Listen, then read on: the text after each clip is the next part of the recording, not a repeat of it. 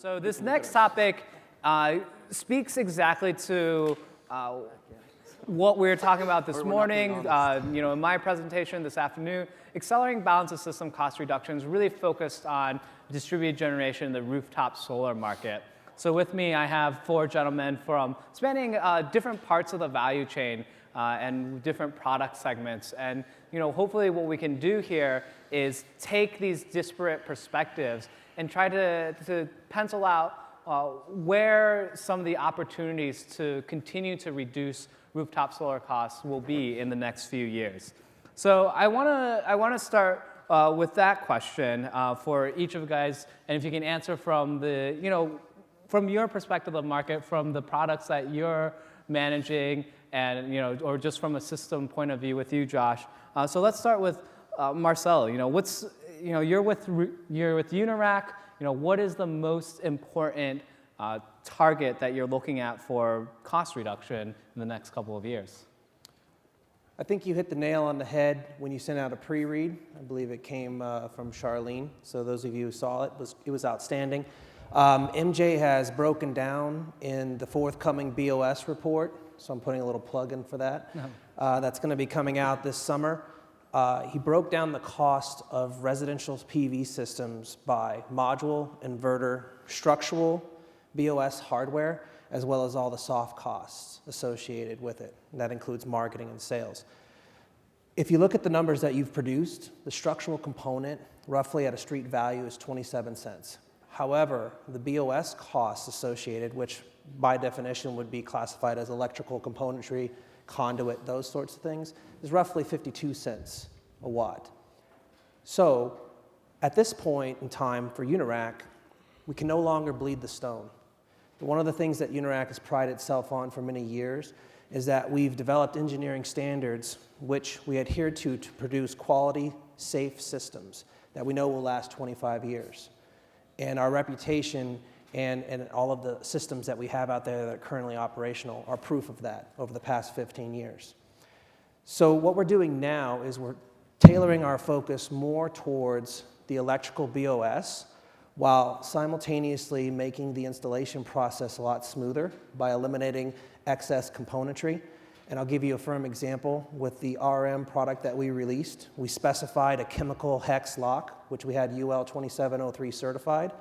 It eliminated any additional components to ground the system. And having two core components and one hardware also eliminates the need for additional inventory management as well as on-site management. And so those are just a few examples, and I'll kind of let the other guys talk here for a moment. Those are just a few examples of what Unirac's focusing on going out to 2017. So we'll get to the other guys in a second, but I think it's easy for a racking guy to say, well, we can't reduce racking costs anymore, right? So, well, I didn't quite say that. Okay. What I'm saying is at the beginning, it looked like this. And it was real easy at the time. If you asked me 8 years ago, where could you reduce costs? There was lots of opportunity. And it was easy to identify, okay? One of the things that we've just done with solar mount is we just released an optimized rail. Now, how did we do that? Well, we took out the bottom mounting clips. Why? Because we listened to our customers. We also listened to our customers' customers, who are the installers. And by going out and doing a survey and identifying how many times they were leveraging a bottom-up clip on a system, it was rare. I mean, it was roughly 2%, 2 to 5%. And most of the time it was being leveraged on ground mounts, which weren't even in the residential system. So by eliminating that, we were able to eliminate roughly 5 to 10% material out of the solar mount rail, which is now it's on its 5th gen. And we passed that savings completely on to our distributors, and we have received confirmation from our distributors that they have passed that on to the installers. So I didn't say that we weren't doing it. What I'm saying is that that stone, now when it would look like this about 8 years ago, now looks like this. And it takes a lot more to bleed more out of that. And there are other areas of opportunity that are in alignment with GTM's research that show us that we can improve on other aspects which will lower the total install cost of a system. All right, and so when you're looking at that, some of these soft costs, is it just the labor costs, or are there other categories of these so-called soft costs that you're able to help out with? It's a blend. It's a blend, and it depends on what you're talking about. For instance, on flat roof, the RM product right now has two core components. One hardware. It's universal. So you use it the same everywhere, and it's very modular. So it kind of goes back to your discussion at the beginning of the afternoon sessions, where do you focus on it by project, or do you focus on modularity, where you can work and move things around? We focused on modularity. There are a lot of systems, flat roof systems on the market today that tout 3 core components, but the reality is when you look into their install manual, some of those components come in 4 individual pieces that you have to assemble with hardware, okay? By developing a system like RM, we were able to eliminate those install steps while simultaneously incorporating the grounding into the bolt, so by doing it with a turn of a wrench.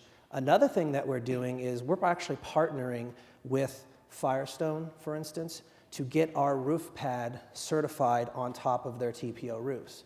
By doing so, the cost of our roof pad per each bay is roughly 1/5 of the cost of a slip sheet. And so those are just a few examples of what we've done on the flat roof that show how we can maybe use our smarts a little bit to speed up the install process. Just another one to cover all areas. Permitting. We've also had our RM clip certified by Trina, and as you guys all know, Trina is now number 2, and they're looking for the spot. They're looking for number 1, and they're probably going to give them a good run in 2014. So sure. So we'll set the structural components aside for a second, and okay. we also have Drew Sutton, who's the technical marketing manager at SolarEdge, and with SolarEdge, you've definitely come into the U.S. market by storm last year. And so when you're thinking about cost reduction at the system level for your ultimate customers, the installers, what are you targeting, and where are the opportunities there that SolarEdge can affect? Well, I think it's important to acknowledge that it's not just the component cost anymore. It's not just the cost of the rack. It's just not the cost of the inverter. It's actually how you install those products on your roof. And in working with a lot of our partners that are installing our products now, fast installation is a key. So they want to get the product installed on the roof. They want to do it in a safe manner. And then they want to move on to their other job.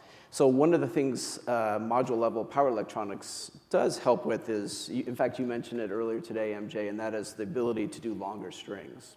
So even though there is some cost actually using module level power electronics, there's savings on the electrical bill of the EBOS cost by actually, because of the longer strings, you can actually install quicker. You don't need to put combiner boxes on the roof. And so your net cost of reducing the BOS actually will benefit in a speedier installation. Now that's somewhat counterintuitive if you think about especially with module level power electronics for the DC side, right? Because now you have a power optimizer box that you need to be putting every module, every 2 modules.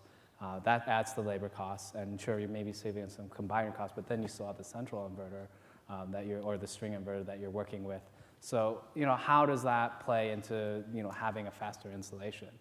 Yeah, so there is additional time to install the DC optimizer up on the roof, of course, but by decoupling by actually, with the longer strings, for example, you're actually spending less time on the roof. It's funny, with several of our partners now, we've actually gone out and filmed the actual installation process. And from that, we've learned how to improve the speed of installing of the optimizer on the back of the racking itself. And then we've also been able to time the installation time it takes to install not only the racking, but actually do the wiring. And we've measured how much a combiner box would cost, not only in terms of the product itself, but actually the time it takes to install that. And when you actually net it all out, what our partners have found is that actually there's a net savings, even though you're putting on that extra component up there. Sure, and we'll come back to that topic, but I also want to jump to Craig Lawrence, who's the VP of Marketing for SolarBridge Technologies. And from your perspective, with SolarBridge, with your OEM microinverter and going with AC modules, what's your perspective on the targets for BOS cost reduction? Sure, can I give 2? Two quick ones. Two quick ones. Two quick ones. All right. The first one I want to mention is one that may not seem obvious to come from an inverter company, but is cost of customer acquisition. And I don't think we've talked a lot about it in this session yet today, but I believe the numbers that we've seen are anywhere from sort of 50 cents a watt and up for even for really installation companies that are really good at it. And so you may ask, why is that of relevance to an inverter company? And we've argued successfully that AC modules and to an extent other module level power electronics solutions reduces customer acquisition costs, and they do it in two ways. One is by enabling more roofs to have solar on it. So if you think about it, you're out there marketing and selling, the number of roofs that you have accessible to you is going to be directly proportional to your costs. So the more roofs, the lower your ultimate acquisition cost is going to be. And then the second point is, once you've acquired a customer, the ability to put more solar on that roof. And again, having module level power electronics, having AC modules allows you to deal with more complex roofs, deal with partial shading, and deals with other situations that a straight string inverter would not allow you to maximize the roof. So I think customer acquisition is probably the biggest bucket after modules when you look at costs in the system, particularly for US residential. Sure, and just to clarify on that, what you're talking about here with maximization is you're amortizing more, or amortizing the same cost over more power, so you get a lower cost per watt. That's right, and a higher percentage rate of conversion of customers because there's more roofs that you can put solar on. Okay. And then the second point I wanted to make is a little bit more specific to SolarBridge, which is, and I really resonated with your point earlier in your talk about one of the kind of key thing of eliminating balance of systems, right? So the best way to reduce balance of systems is to eliminate them. And what we do with our module partners is we've integrated virtually all of the electrical balance of systems. So that's the DC wiring and DC balance of systems, the AC wiring, the AC balance of systems, the inverter itself, and the equipment ground are all pre-assembled, pre-integrated at the factory in the AC module. And that's unique to our product and the way we do what we call true AC modules. So by doing that, we've added a little bit of cost, but you gave the analogy, would you rather have that being done by $14 an hour factory labor or up on the roof by $40 an hour labor? And so we've been able to show with our installation partners up to, and in some cases exceeding 30% savings on the roof installation labor for this solution because we've pre-assembled, and effectively for the installer, we've eliminated those balance of system components. Good. So I want to move to Josh Weiner, who is the Director of Engineering for Energy Residential Solutions. And based on the earlier conversation up here, none of you guys are allowed to lie to the industry. So I have Josh here. I swear. To enforce that. And first maybe Josh, you can talk about your perspective and what are the big cost reduction opportunities that you see in both residential, commercial, rooftop, and then we can step through these guys and see, if what they're telling us is the whole truth and nothing but the truth. Well, so from my perspective, from Residential Solar Solutions, NRG RSS, we provide a leasing product. So we're looking at the total cost of ownership, right? Not just the CapEx, but also the OpEx.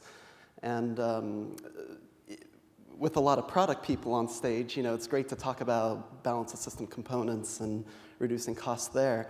Where I see a lot of opportunities for costs that I don't always hear a lot about is in the operational costs, which tend to be less certain than the CapEx. So, with the CapEx, you can obviously, with enough information, enough dialogue, and enough specification sheets and bankability reports, you can get to, you can get to know a lot about how a product's going to cost and when it's going to be delivered and so on and so forth. The OpEx, though, is usually less certain. And that's where we come in to assess that risk and decide what does that cost, the risk factor.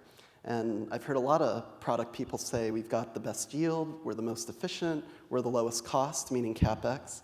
What I love to hear is when we have the strongest reliability and, oh, by the way, here's a bankability report, reliability testing report, certification testing, performance testing, and it's great to have all those things, and also looking at warranty and how that's structured, and those kinds of things mitigate my cost as the owner of these assets for the next 20 years. So I think there's a lot of innovation on the product side in the BOS and saving labor, absolutely. I'm a big proponent of reducing part count. And there's also that ongoing cost factor too. Sure, and when you're thinking about OpEx, what's the thing that keeps you up at night? What's the risk that could send your operational expenses out of control? As my esteemed colleague put it just before this, pigeon poo is one of them. There was a case recently where actually there was a lot of snow built up on a particular roof, and this year was especially bad. This last winter was especially bad for production for snow and for the East Coast, and we had some cases that we didn't foresee where there was a significant amount of snow that accumulated on somebody's roof and came down and crushed a car.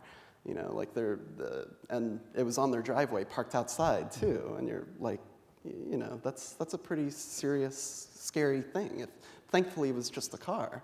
But those are the kinds of, and then even you can have all the legal protections in the world, but at the end of the day, we want to take care of these homeowners, and they're trusting us, and we want to mitigate any kind of risk to anybody's property, to their cars or their families. Sure, but what about on the hardware side, so we can try to get some of these guys back in, in terms of some of the risks there. What about module level power electronics? 50% of U.S. residential right now uses either a microinverter or DC optimizers. How comfortable are you at NRG with module level power electronics? As with any relatively new technology, so I'm the kind of engineer that gets really excited when I see new products. So there's a part of me that definitely leaps out and it's like, oh my God, I want to buy 100 of these. This is really cool. I want to see how it performs. And then there's the other side of me that's like, okay, has this been proven out? Does it have uptime? How much testing has been done?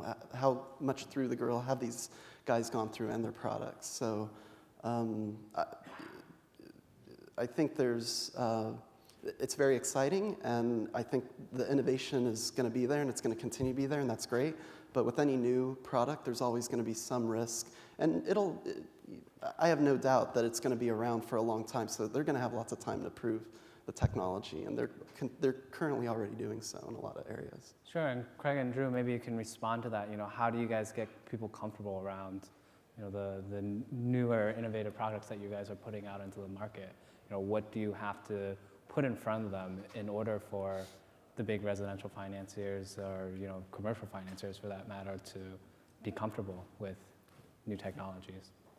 I'll go first. One of the things that we've done, the way we've structured our business is our strategy, the way we sell is we sell to module manufacturers, large global multinational module manufacturers who integrate that product in their factory and provide a complete warranty on the solution. So when we go to have a conversation with a company like NRG or a Solar City, and they're talking about bankability and risk and concern, they're looking at a SunPower, a BenQ Solar, a Harion Solar, ET Solar. These are large companies with longer track records that are putting their name behind the product. And to get to that point, we had to go through extremely diligent vetting by those companies, which most inverter companies don't have to do.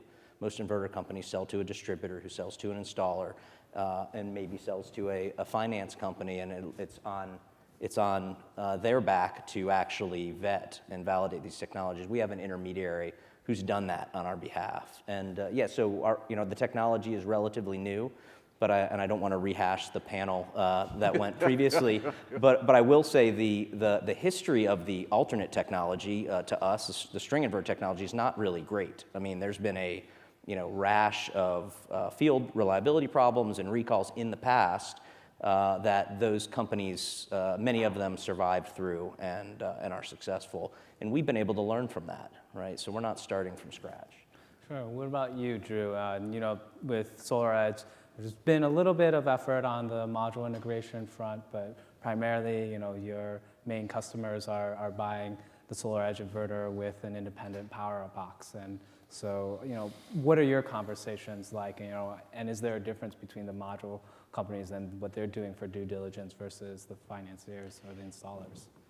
Yeah, so what obviously SolarEdge does a little bit differently is, I think we've been around 7 years now, so about the same amount of time as the other, as microinverters, is we took a look at the problem, took a step back and looked at the situation for inverters. And so what our technology is a bit unique. We actually moved the DC portion of the power electronics up to the module, and we put a very simple circuit up there that actually does a buck or boost of the voltage coming off the module. And extremely reliable, very small number of components on there. And then the heavy hitting, or the actual DC to AC conversion, we take and put that on the side of the wall of the roof.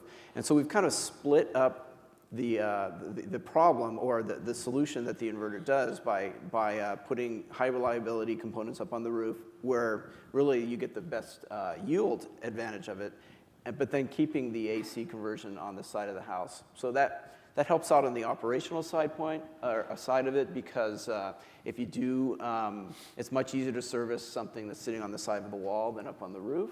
So by making that separation, we think we have a fairly high reliable product. Sure, and but what sort of metrics do you need to be showing to your distributors or your installers to actually get them to see that point of view and to actually say, okay, we get it conceptually, but we're also willing to finance it too? Yeah, so we also have gone through bankability studies with various third parties.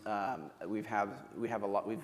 We haven't grown like we have in the last year because we've gone through companies have done a lot of due diligence with us and checking out our previous installations and such.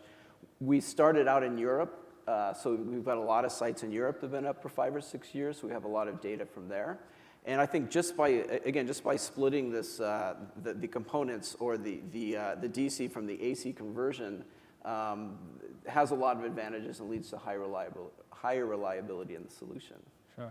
Marcelo, bringing you back in, similar kind of question, but not necessarily on the bankability side, but you were talking about all these cost reduction opportunities that the better design mounting structure can bring to the system, on the sort of labor and the soft cost side of things. What do you have to do with your installing partners to actually, get them to put that into their project's cost, make them put that in their cost estimates and recognize that benefit? So one of the things we're doing right now is we're conducting third-party time trials, and not just one, but several organizations, multiple time trials spanning over a few months, to identify the costs associated with every single installation step. That doesn't start with just when you throw a rack up and when you attach a module. It's a little bit more than that. It has to do with the preparation. It has to be in the placement of materials, the deployment of the materials across a larger roof.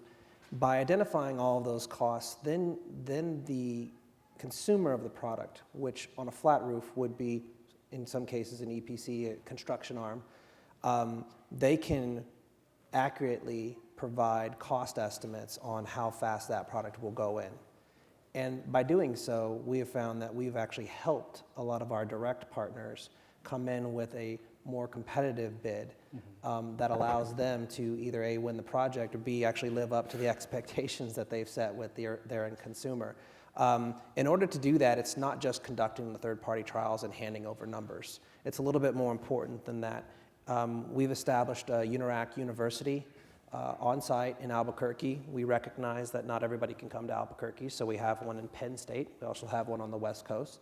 And by doing so, people can actually come and install full-scale systems on top of TPO roofs and get hands-on training directly from us. It's a shared benefit, because at the same time that they're learning about our product, we have found that our partners actually have provided us with better insights as to what they get on the roof, and even better ways in installing the product. So it becomes kind of a living conversation that we can share with them and intuitively provide them the details that they need to be able to be successful in bidding their project. Sure. And what sort of, let's put some numbers on the table too. What sort of dollars per watt do you think you can save your installing partners from, these, again, thinking about not just the rack itself, but the entire system as a whole? Okay, that's a loaded question. Well, I'll give you a few examples. Let's just start there.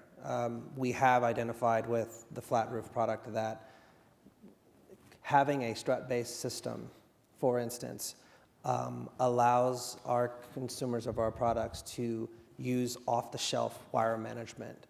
Okay, there is nobody in the solar industry that can produce wire management cheaper than you can find from a strut provider, whether it be Unistrut or Hilti. I would challenge anybody if they could find somebody that could do that.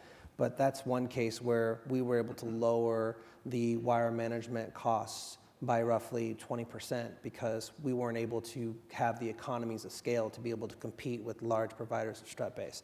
The other thing is, working with partners such as Firestone, as I mentioned earlier, we were able to cut the slip sheet costs for each individual bay by a fifth of the cost, or sorry, it was a fifth of the cost. So 5x is what we were getting for slip sheets.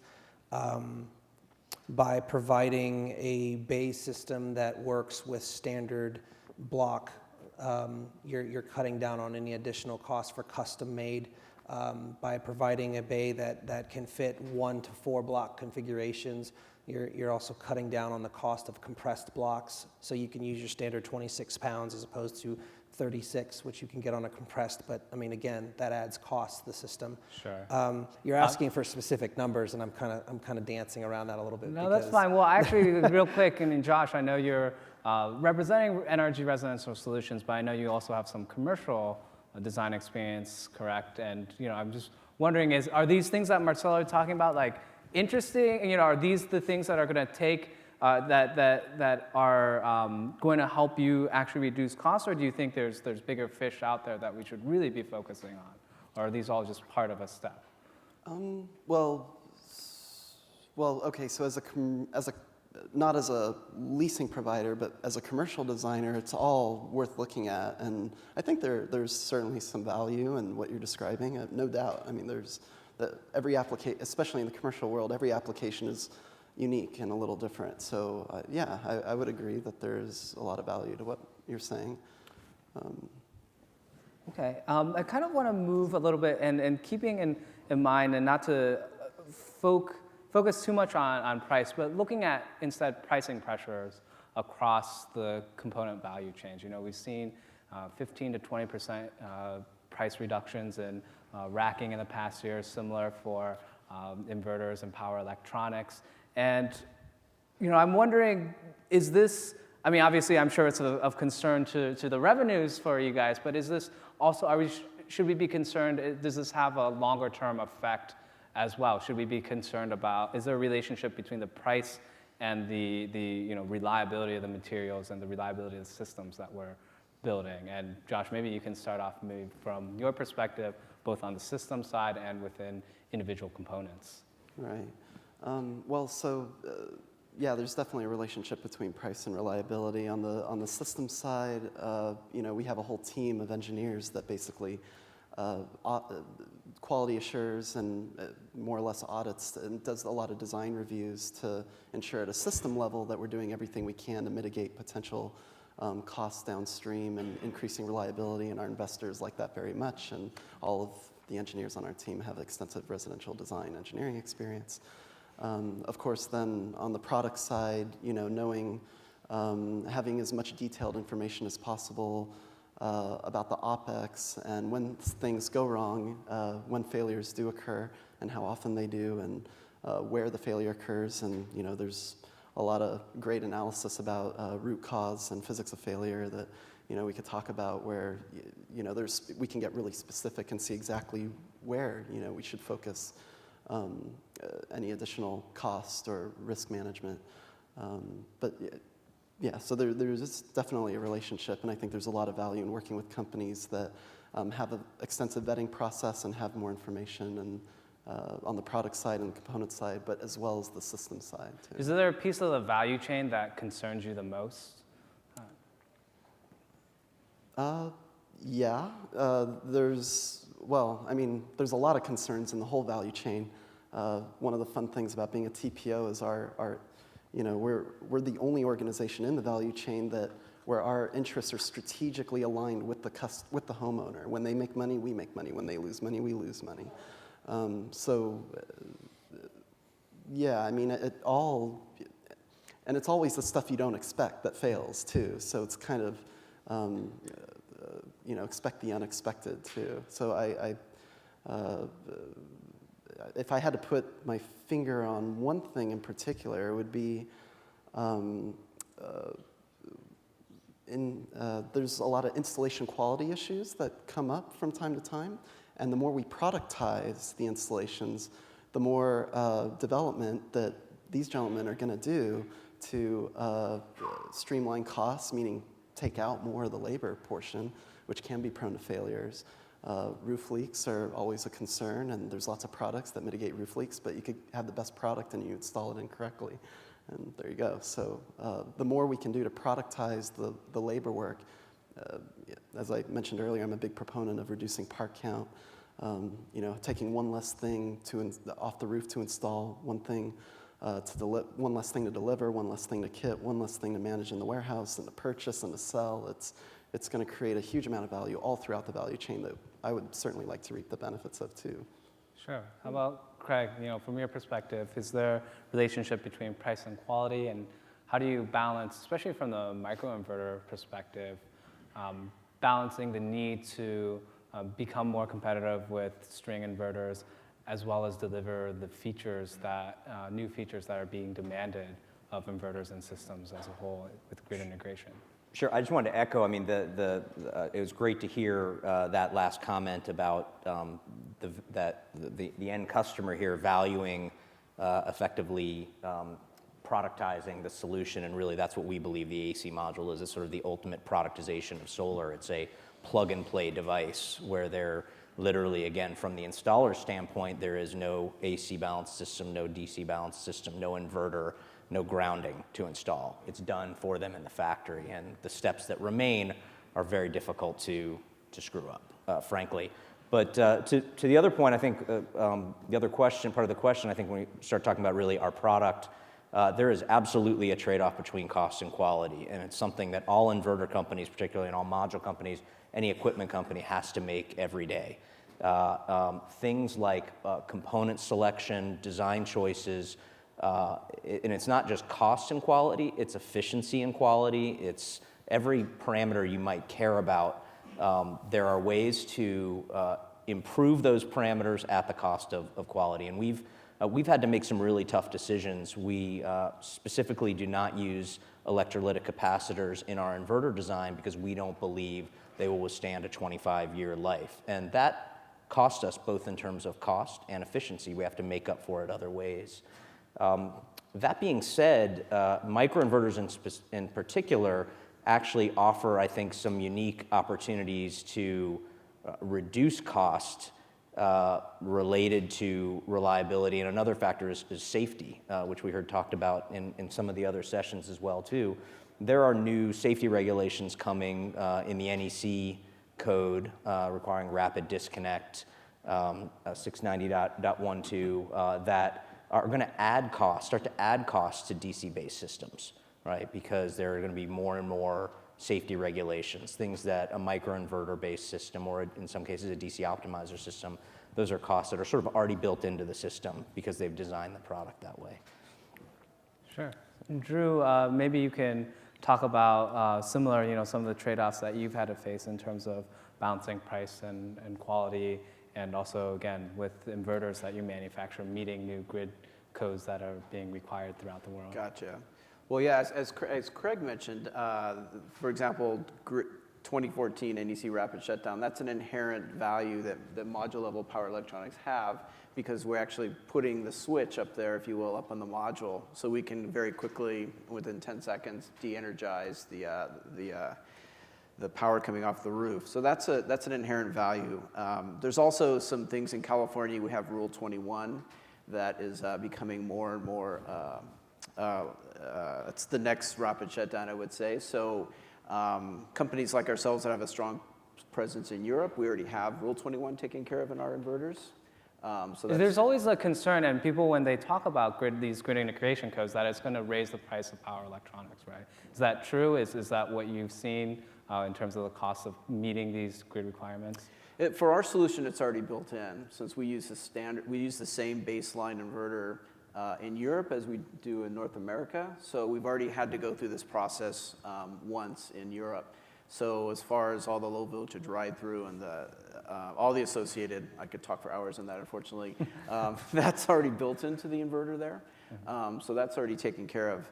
But certainly, I mean, if the grid codes are here different than the ones in Europe, you know, there has to be some certification considerations, right? I mean, someone has to bear the cost of the, you know, certifying new inverters, right? And where does that pencil out? That's a good point. There's a certification, which I wasn't actually considering, but you are right. To get certified for whatever Rule 21 turns out to be, for example, there will be a certification process that we'll have to. But the actual mechanics of the inverter itself, where for voltage trip points and such, is already built into the product. And so there's not going to be an additional hardware cost to support that, as we see in Rule 21 today. Sure.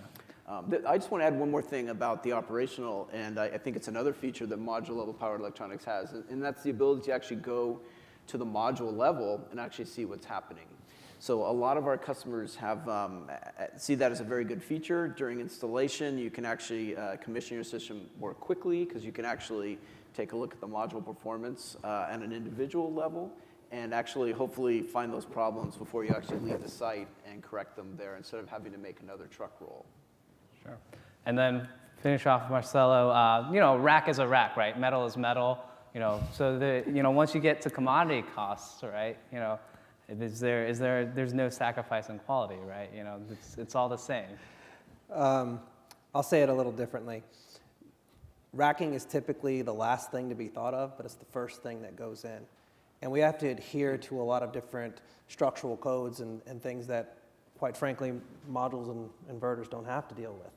And it's a challenge to again, continue to not compromise the quality of a system while still trying to lower the structural component costs of it. Unirac has deployed 2.8 gigawatts of systems out there in the past 15 years, and we're one of the few companies to actually outlive our warranties. That said, we have strict engineering guidelines internally of testing products. So not only do we test it at the component level, we test it at the system level. And we've been doing that for years. We've been the pioneers of that. We were involved with the ICC in developing, the first solar code. We've had a code compliance manual with solar mount dating back since I started 8 years ago. And when you're dealing with multiple jurisdictions, I mean, for instance, there's 73 authorities having jurisdiction in the Bay Area alone of San Francisco. You have to provide that level of comfort to not only the installer or the homeowner, which is extremely important to us, or the person owning the system, but to the authorities having jurisdiction. And to date, we've been known as, oh, you're installing a solar mount stamp. We've never had any issues. So because of that reputation we've built, we've also been able to lower cost, which I can't quantify that, but we've been able to lower costs associated with the permitting process. Sure, and just a real quick example, because I do want to leave some time for our audience questions. So, an example, can you give an example of maybe, of course, Unirac hasn't done this, right? But, maybe what you've seen out in the field where there is a trade-off where you do think within the structural elements, someone has opted for a price that's going to affect the long-term quality or long-term reliability of the system. I will call them competitor one on your chart that you sent out in the pre-read. We're seeing costs low, so low that we've reversed engineered basically every competitor out there, and we're very familiar with the amount of material and what they're speccing. I mean, it's on the specification guidelines, so we have the ability to kind of determine what a COGS would be, and just based on that information, we have been able to determine that there are some non-reputable racking companies that are out there that are selling products that we would not have the confidence that it would last the 25 years that we expect the solar systems to So last. what is the failure mechanism there then that you are worried about? It's primarily in the structural. I mean, if that's what you're asking Well, me. what happens to it? Does it just erode It'll away? buckle. Or buckle? Okay.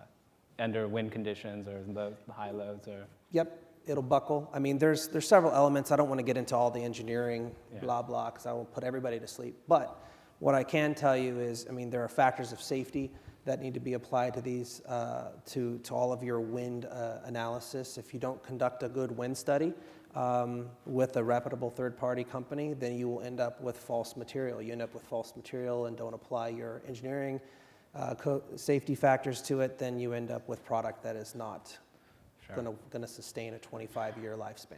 Sure. I have tons more questions, but I do want to give people in the audience a chance to ask some questions. So I have a gentleman over here.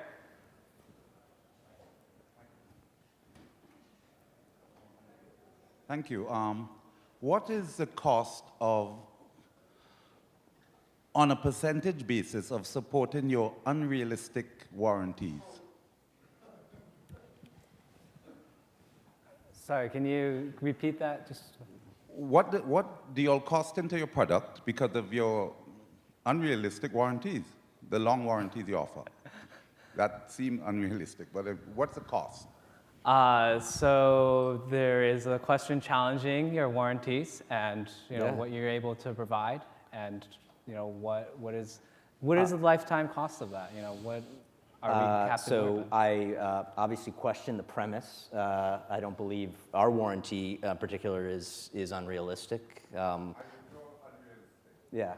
What's the cost of supporting your warranty? Well, we take a standard warranty reserve based on an expected failure rate, and actually that's not something we typically. That's our accounting that I don't typically answer. But it's not.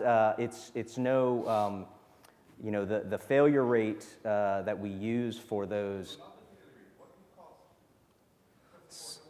So I'm going to intervene here. Yeah. I think Craig may not be able to share, or any of these guys may not be able to share what their warranty reserves are as private companies, which is unfortunate. Can I actually ask back? Why do you want to know the cost of that? I'm just wondering if you wanted to export internationally, and they didn't want your warranty, because it's meaningless.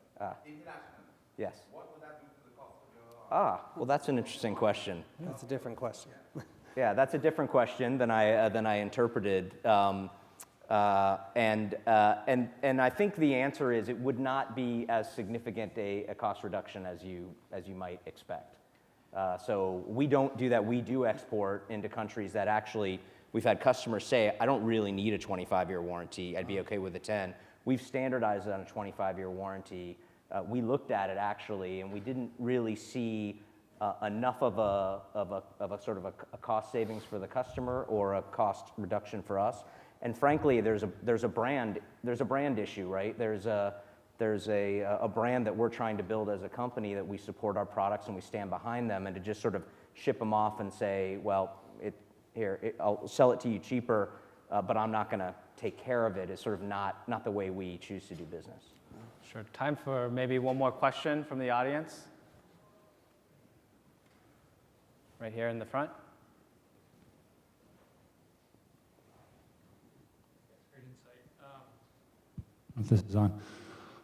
In 3 sessions now, the question has come up, and the same answer keeps reoccurring with different companies, different panelists.